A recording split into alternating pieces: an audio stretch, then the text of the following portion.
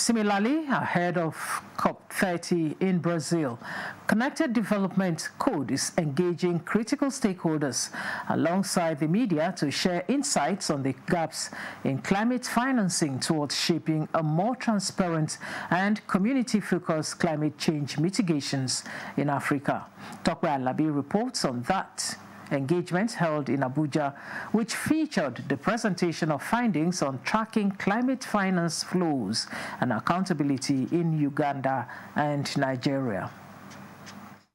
Over the years, climate-responsive budgeting, disclosures, tagging and tracking for climate impacts from local-led adaptations are observed as gaps, with Nigeria and several other African countries facing significant challenges in mobilizing sufficient climate finance. Between 2015 and 2022, out of $117.7 billion Nigeria needed to achieve its climate commitments, $4.928 billion was received for 828 climate-related projects, and this conversation led by Connected Development is expected to improve public discourse and promote greater awareness. With 19% locally sourced funding and 81% from global partners, tapping from the $165.1 billion fund mobilized by green bonds and smart solutions necessary to address observed gaps and meet climate action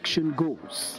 We will also engage subnational government like the Governors Forum for us to see how they can implement and make amends to the issues we have. The resources that Nigeria has been able to access in the last 7 years, we've seen that there's a heavy reliance on multilateral funds, and so we don't harness our domestic resources as much. If we had our national budget implementation report to be much more detailed so we can track activity spending on a line-by-line basis. The energy inclusion and financial inclusions are interconnected, and fintechs and banks should acknowledge that for green bonds to work, the green banks need to be established and given attention to. From the climate finance outlook, it showed that there are lots of gaps that need to be addressed. And for me, I think one of the ways to address those problems is through climate communication or environmental reporting. For CODE, it's about closing the gaps in Africa's climate finance landscape,